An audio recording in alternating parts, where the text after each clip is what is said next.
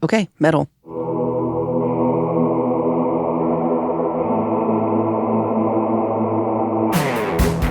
Hello, y'all, and welcome to Jackalope Tales, Urban Legends in Music. I'm your host, Charles Mooney. And I'm Lisa Umbarger. And with us today in our production crew, Jenny. Hey, Jenny. And on the board, Sam, the master of bedlam and broomsticks. Hey, Sam. it's me.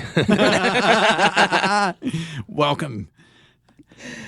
How's it going, Charles? Definitely excited for another show. Heck yeah. I know. We've always got some interesting stuff to talk about. So much. I know. So many things that happen in music, I tell you. So much. Well, there's other stuff happening in podcasts, too. What's that? So I've been stuck. I think it took me a day and a half to listen to a podcast. Have you heard of the podcast, Who Shat on the Floor at My Wedding? It's getting really big, isn't it? Right?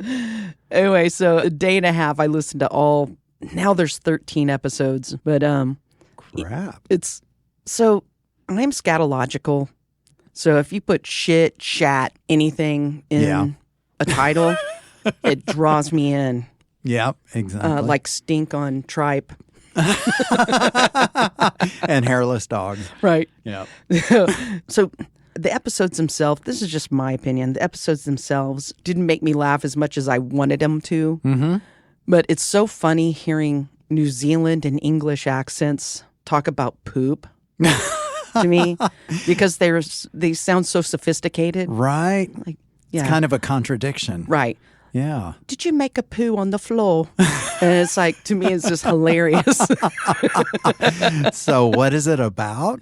So these two women were getting married, and they got married on a boat in Amsterdam. Oh, yeah. And no one went in and on and off the boat. So it was definitely someone who was on the boat, who was an invited guest or band that played. Yeah. Went into the bathroom and just let curl on the floor. Yep. So 2 years after the fact, because it was really bothering them, they started an investigation trying to find out who shat on the floor. And they went on Amazon or something and got a polygraph machine for $100 and started polygraphing their friends.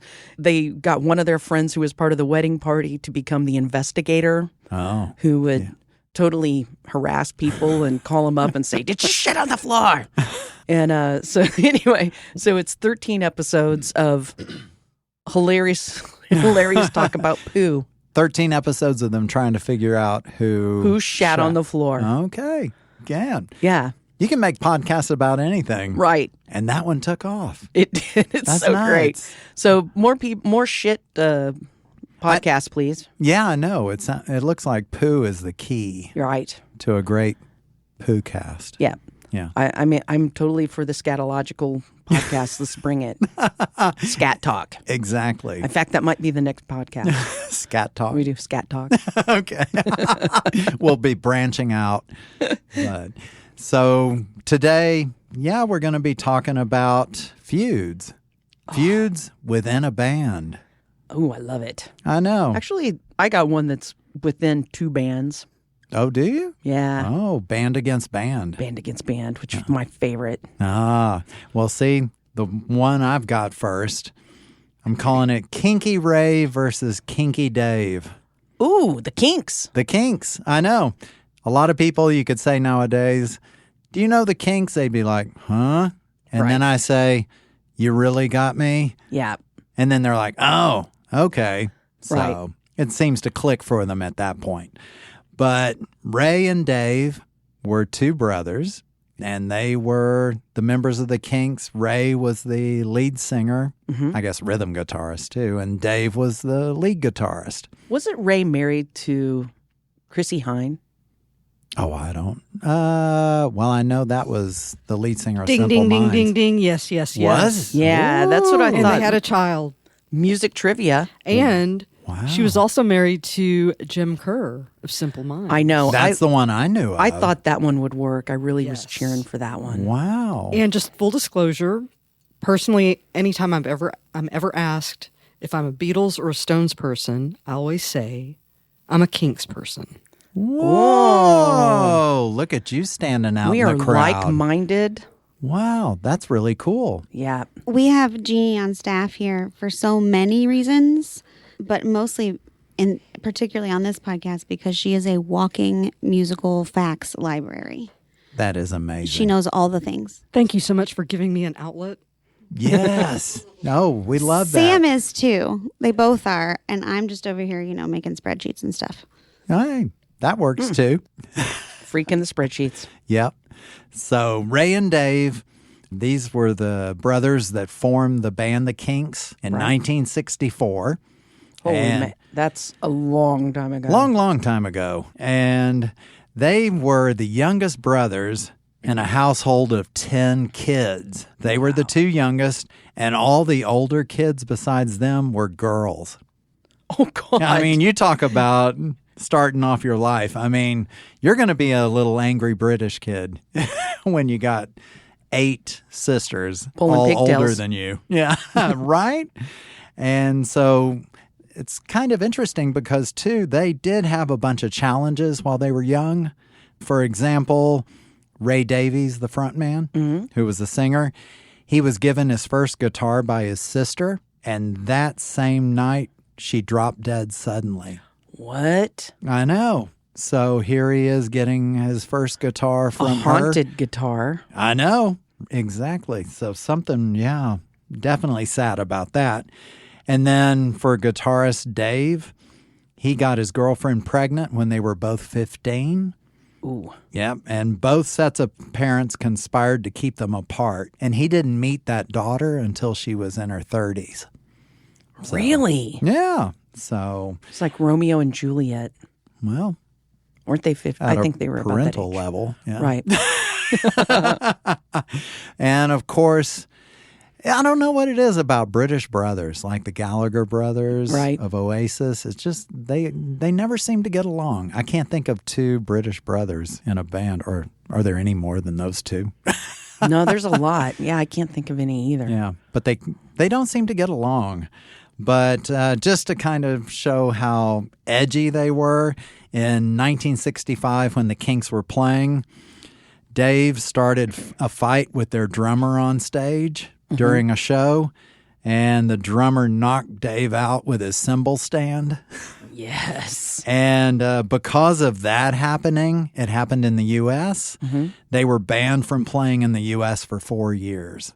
So they weren't even allowed back into the U.S. Well, for a while. I mean, The Who did worse things on stage. But this was 1965. I mean, I Okay. don't know. That'd be almost around the time of the Yeah. Who. I guess the U.S. kind of got a little more lax as the time went along. But some of the stories that they have also of just their lives together.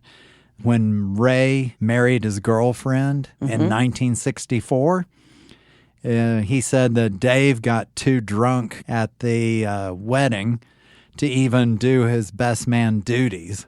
So, Which is what? Oh, standing there and giving the groom the ring. Okay, I was just making sure there wasn't some kind of weird Yeah. kinkiness going on. Oh, kinky. So, and then another good one is, according to an interview with Dave, it was Dave's 50th birthday, and Ray was there, and it was 1997 that this happened. So they're older. yeah, they are older. So this they haven't gotten nicer to each other in Okay. all this time. But in 1997, it was Dave's 50th birthday, and just as Dave was about to cut the birthday cake, Ray jumped on the table that had the birthday cake and proceeded to make a speech about how wonderful he was. Not Dave. Ray talked about himself being so wonderful, and then he stomped on the cake. Was alcohol involved? Oh, I mean, there must have been a pretty good punch there. It must have had a little sherbet and a little Right. extra put in there. Wait, that's more for the pregnancy, No, for having a baby. my niece had a sherbet punch at her wedding. Oh, did she really? Mm-hmm. Oh, did anyone stomp on the cake? I think people wanted to, but refrained. And so Dave has said about Ray that he's an asshole that sucks him dry of ideas, emotions, and creativity. And he calls him toxic and a control freak. Been there. Dave once said of his brother, I love my brother. I just can't stand to be with him. Man. So, I know. They can't just make amends and be happy. But they even have an argument about the sound with their big hit song, You Really Got Me. Right. Because Dave, in talking about the way the guitar sounds on the track, he says he came up with it because at one point when he was really pissed off at his girlfriend, he had a razor blade and he sliced the amplifier speaker with that razor blade. And because he was so angry. And it turned out that was his only amp. And so when he started using the amp with that cut speaker, it actually gave the intro to the fuzz sound. Ah. So that's where the guitar sound came from for the hit song, he claims. Now, Ray claims that he was a part of the guitar sound because during a fight between the two of them, one of their feet hit the speaker and kind of punched a hole in it. Right. And that's what caused the sound. So they can't even agree on how the sound came about for their biggest song. The kick in the speaker sounds more... Yeah, it kind of does. But because if that were my only amp, I would cut something else with the razor. I mean, yeah, right. So I'm so angry. I'm going to take the grill off the speaker, and then I'm going to do a little slice here, and then we're good. Yeah. So mad. I know. No. And then Dave said of Ray talking about that, my brother is lying. I don't know why he does this. I alone created the sound. So it's like they can't even make amends and make everything nice and happy. So, but yeah, that's one of the feuds that we're talking about today. So no. Where do they still hate each other? Yeah, they really do. I mean, they'll. It's like one interview they'll talk about, yeah, we could probably get back together, but then 2 months later, another interview, they're like, no, it's not going to happen. Maybe osteoporosis will give them pause for their kicking and flailing. Exactly. Oh, so that's something that won't just be taken care of. So, and I think you've got a story about someone we actually opened for at Trees when we were the Toadies. Yeah. Which one's this? This is Henry Rollins versus Venom. Oh, okay. Yep, good old Henry. So how did this feud start? Mm-hmm. In Henry's autobiography, Get in the Van, he compared Venom to Spinal Tap, which I think is a compliment. Oh, yeah. And evidently, Venom did not think this was a compliment. He criticized them for having roadies and being poor musicians who were overly concerned with their physical appearance, which, by the way, that is a perfect description of Henry fucking Rollins. Oh, my God. I'm just going to say that right now because I actually am biased. Oh, yeah. Because didn't he have like a workout spot? Oh, God. At outside of Trees where he would pump up before the show. Yeah, so God. Let me just tell a little story about Henry Rollins and interject in the middle of this. So every show, he takes part of the parking lot outside the venue. Yeah. And he builds a little outdoor gym with bench press and squat, whatever he does. Yeah. Probably does a lot of squats. Anyway, and and he puts it where everyone can see. Fiddlestick. Yeah. He makes it where everyone can see him work out. Yeah. And so he did this in Trees. He took up several parking spots right outside the door. Yeah. And Trees is a club in Deep Ellum in Dallas. Yeah. And I also saw him do this when they were playing with, I think it was Porno for Pyros. And, he sets up this thing and all the people who love Henry Rollins go and watch him work out, which is freaking disgusting. Yeah. Anyway, no one wants to see Henry get swole. Mm-hmm. Right. So Cronos from Venom responded about the Rollins band. And he says, those fucking children, after they finished playing, they got in their vehicles and left. So I don't even know what show they watched. It certainly wasn't a Venom show. And this is why Henry Rollins writes books and is no longer in a band, because he's not a fucking musician. He's a fool. Which, you know what? Cronos seems well-spoken. He really does. And I will tell you that he speaks the truth. Yeah. So, full disclosure, I said earlier, I have a beef with Hank. Yeah. Oh, yeah. I remember when we were opening and we did our sound check, they had already done theirs, and I'm excited to get his autograph. And it's like I finally catch up to him, and he starts to sign it, and then he's like, "This facade has got to end." And it was like, pompous asshole. what the hell? He is one of the most horrible people, musicians-wise, that I've met. He's just not a good person. And you've met a ton. I've met a ton of a-holes, and he's the king a-hole. And come at me, Hank. Yeah. I don't care. So at the time, I was a huge Black Flag fan when we opened for the Rollins band. Huge. Yes. So I brought my CD up to him after the show, waited, didn't interrupt sound check or squats or whatever. Yeah, right. And showed up, and Hank was trying to make sexy time with an underage girl. And I just kind of slowly, politely said, "Hey, Henry, could you please sign my CD?" Yeah. And he yelled at me. Oh, God. He yelled at me. He's like, "You always interrupted me." Blah, blah, blah. And I remember I snapped the CD in half and threw it at his feet. Yes. And I was like, "Fuck off." Yes. And walked off. Way to go. That was punk. And he stood up. He was sitting on the stage, and he stood up, and he just looked at me with his mouth open. I was like, that's the way I wanted it to happen. Hell yeah. Mouth breather. Mic drop. That was a good way to do it. He's the type of guy that would do a curl and kiss his bicep. Oh. He's just vomit. Oh, God. Yeah. You know what? Way to go, Venom. Cronos, Yes. I'm on your side, bud. Oh, yeah. I'm with Venom all out. I'm all Venom. Yep, all Venom.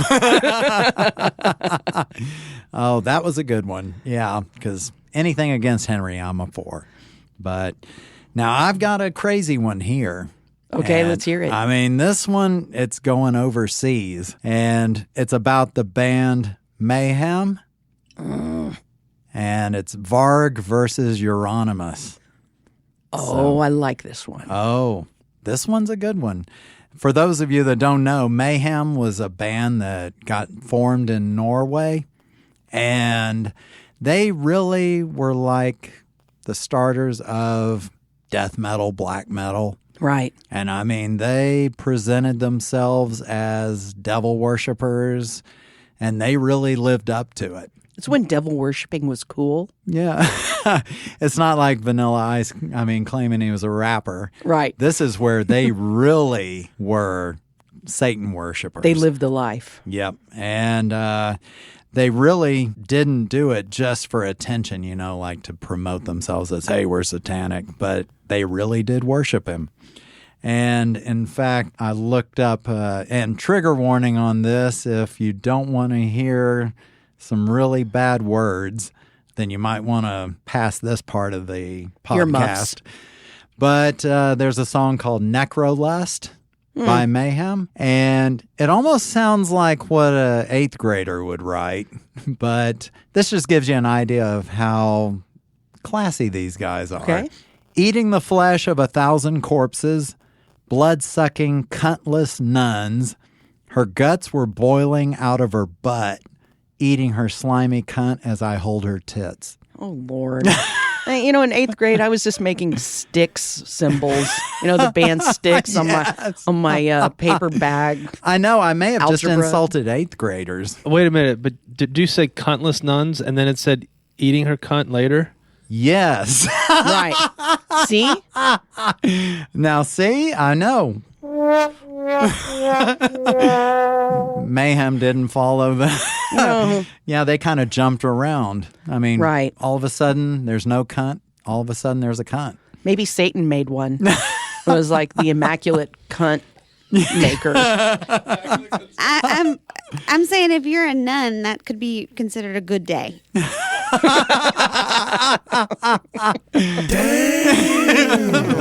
Wait, Lisa, did you almost just say immaculate conception? Yes. Oh! Sam finished it for you. Thank you. So this band Mayhem, they all formed as teenagers in 1984, and they definitely had a very controversial early career. I mean, like I said, they worship Satan, so they decide to burn some churches. Who doesn't? I mean, come on. It was the 80s. I know. I mean, things were wild. It's like, yeah, buy some Boone's Farm and go light some churches Do they up. have Boone's Farm over there? It's like moose or milk it's or like, something. Or it's Woenswarm. No, that's German. I mean, They all have to get it imported from Germany.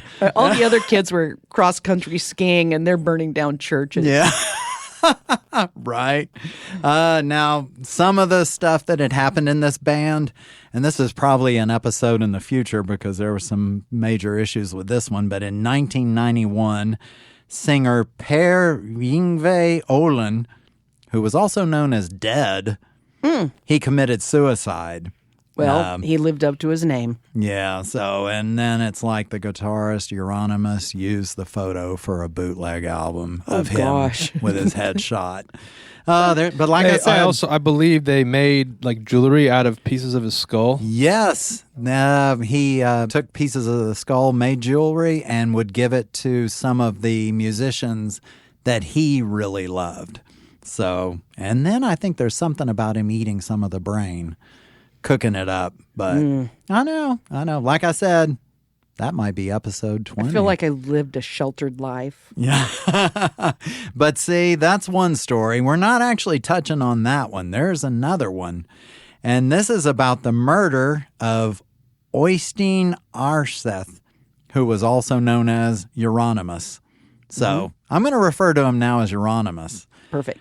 By his former member, Varg Vikernes, who went by Count Grishnak. Man, his real name is perfect. I'm just calling him Varg. Yeah, go by Yeah. Varg. Yeah. So Varg was a vocalist that Euronymous had hired to sing for the band's second album after the original singer, Dead, had committed suicide. And Varg had met Euronymous when he was 17 years old, when Varg was.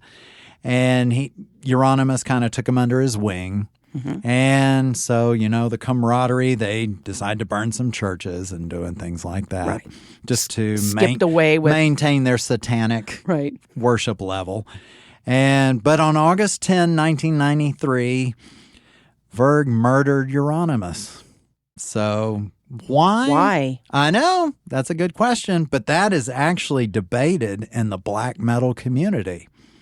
So now the story behind what happened is that Varg and another musician who had been helping out Euronymous with some of the Mayhem music, his name was Snorre Rick, who was known as Blackthorn.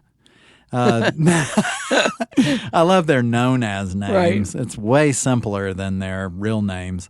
But they got in a car and drove 322 miles to Euronymous' apartment in Oslo. And when they arrived, according to Varg, a confrontation ensued, and Varg proceeded to stab Euronymous 23 times, 2 times to the head, 5 times to the neck, and 16 in the back. And Euronymous' body was discovered outside his apartment. That's crazy.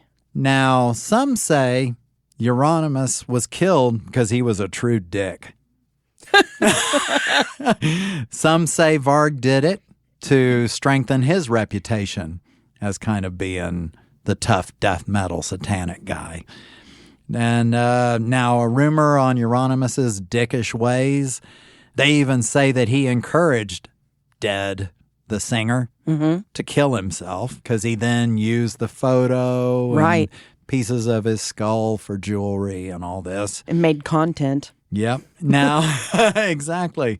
Now, Varg was asked by Euronymous to meet him at his apartment to resolve an unsigned contract, and he thought he had heard rumors that Euronymous was actually wanting to kidnap him and record his being tortured by Euronymous to use for promotion and all this stuff. So, in saying he was going to drive to the meeting with Euronymous to take care of these supposed unsigned contracts, he and the buddy of his got in the car, drove, and then ended up fighting with him and killed him. So Varg was arrested within a few days and later sentenced to 21 years in prison, which was the maximum sentence for murder and church arson. For all of that, Yeah. all of that, 21 years. Okay. 21 years. That's it. I mean, there are so many stories that could So come is from. he still in prison? In I can't do math. Sam, do you know if he's still in prison? He's looking it up right now, but I have a question. Yeah.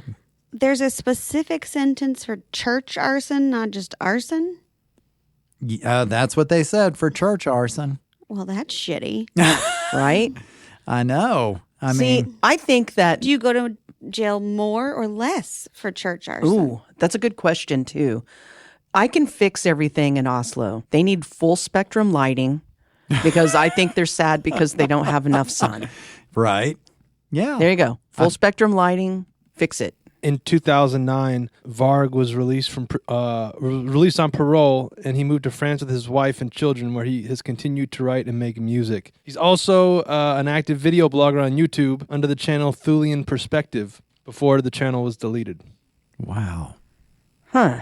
Okay, so he's already out for all those antics. Is he still a practicing Satanist? He openly embraced Nazism during the mid to late 90s, so maybe, Oh, great. yeah.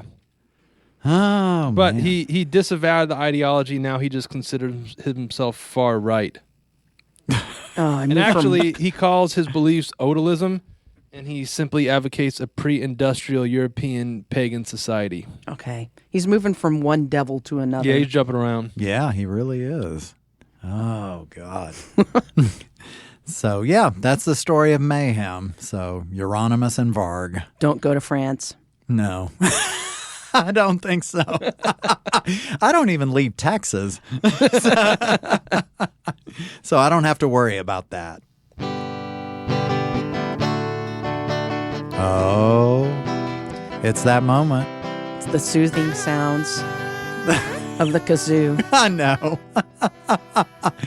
My wife did so well on that. She did. I know. It's my kazoo playing was too low a register. Right. This Yeah. is good. I know. Hey. So, time for Lone Star Salutes. So, where we take a look at reviews of music, clubs, all the different things that people have an opinion about, but their opinion has to be A one star. Yep, exactly. Those are the ones that seem to be the most appealing. Those are my favorite. Yeah, I do love them. So, I mean, if you're so mad about something, you're going to write a review and give it 1 star. Let's hear it. I know that takes a lot of effort. Yeah. Because sometimes I'll be like, yeah, no, that wasn't good. I need to write a review. And then I'm doing something else. Yep. And I forget. So I got to give it kudos to these review writers. Plus, it gives us material to use. Right. So keep them coming. Yeah. So what do you have today? Well, let's get on the Henry Rollins train because yes. I'm still going after that guy. I have not forgiven him. Yep. Good. I'm going to vlog all over him. So there is a spoken word album that Henry Rollins made called Think Tank, which, please, dear God, there's no way I would want to hear this. Anyway, so here's the review. There's the folks who like the sound of their own voice. Lots of them also suffer from competitive talk disorder. I used to play softball with a fella who would interrupt any one of my fleeting nuggets with a tale that was 10 times louder. He drank strictly Belgian lambics and only wore clothes of lycra. Now to get to the point, Henry Rollins certainly falls into the category of somebody who loves the sound of their own voice. Quite frankly, I'm tired of his talking and his ideas. Even though he is supposed to be funny, the basic premise is that everybody's an idiot and we all love the sound of his voice as much as he does. We don't.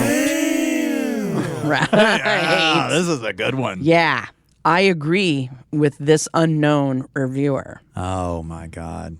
I think he said a lot of what we already think. We already know this. So true. I mean, any moment you can bash Henry. Give me Jello. Yes. Jello Biafra. I mean, if I'm going to listen to spoken word, I'm going to listen to Jello Biafra. Oh, yes. Not He's Hank. great. No. All right, what do you have? So my review today is about the CD Music for Your Cat. I know. Your pussy. For Pete's sake! Ruining my 1 star. So the review is titled, Not Calming for Myself Nor for the Cats.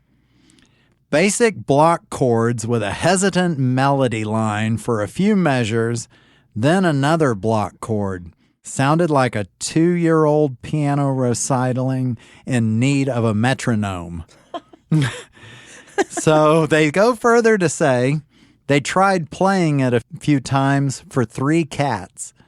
All of them left the room. Oh, that's not the worst of it. One of these cats even abandoned his dish of milk. He just spun around and left. So, and there was one other review for this same album, and the person was pissed because not only do they own the CD of the music for cats, they own the CD of the music for dogs, and they said it's exactly the same. The cats and the dogs Yeah. are exactly the same? Yes. So they gave it a 1 star too. Did it, maybe the dogs like it, though? We should try it. She was just pissed because it's like she didn't even expect the same kind of music to be for cats and for dogs. I think cats like Stray Cats albums. Oh. Right, like Stray Cat Strut and all Yep. that. Yep. It's like probably rebellious for a house cat. That's right. Now, something funny about that dog CD Yeah. is I just had to read this review too, since it's all kind of about pets. This one was about the dog one, Right. music for your dog. Well, he said, first it's supposed to be for dogs, not human babies. So it's nonsense for them to have nursery rhyme songs on there. And then this is interesting perspective. He said, secondly, American accent English would not convince foreign origin 2-year-old dogs to make sense. So if they're American lyrics, the French dogs aren't getting it. Or the Great Schnauzer Rebellion of 2023 would happen. Yeah. I mean, it's just like me seeing a commercial in another language. I don't get it. Well, the foreign dogs aren't going to get a English nursery rhyme. I know. Okay. Another 1 star. Everyone's angry about animal music. I do have a CD for my dogs, Oh, really? and they actually seem to enjoy it, but it's kind of classical, new agey, calming. Oh, really? Oh. Yeah, it's just kind of Oh. It seems to kind of give them ease and peace. woodland flutes. Yeah, Just like that. that's the one. They love that. Anything to just make them happy, I'd be for that. Totally. Yeah. Okay, let's review the stories for today. Yep. So we had 3 good ones today. So the first one was Ray versus Dave of the Kinks. And if I had to pick a side, I'm going to go with Dave because guitarists always stick together. And I'm going to go with Ray. Okay. And I'm going to go with Ray just because he was married to Chrissy Hine. She is very cool. She's cool. Uh-huh. Definitely. Now, I can imagine who we're going with on this next one. Henry versus Venom. Give me Venom. I'm Venom doing every Venom. day. If they could pummel him and Cronos, come on, man. Yeah. Do something about it. Yeah. Step up. Let's get this done. Exactly. I think he can handle him. Yeah. Now, this last one is kind of a tough one. It's Varg versus Euronymous. Just simply because Varg won, Yeah. I think he kind of settled it for everybody. Yeah. I mean, Plus, it feels bad to take sides when they're satanic. right? I mean, I kind of feel dirty. Chalk one up for Satan. Yeah, exactly. So I don't think there are any winners on this one. The Dark Prince. Yeah, Satan. Satan is the winner. Yeah. Satan wins. You need like the dark angels. Like, Yeah. Hallelujah. thank you guys for listening, and please check out the Jackalope Tales on all the socials. Yep. Subscribe, rate, and leave us a review on Apple Podcasts and anywhere else you get your podcasts. And join us next time as we review: is it real or is it a Jackalope Jackalope tale? Tale.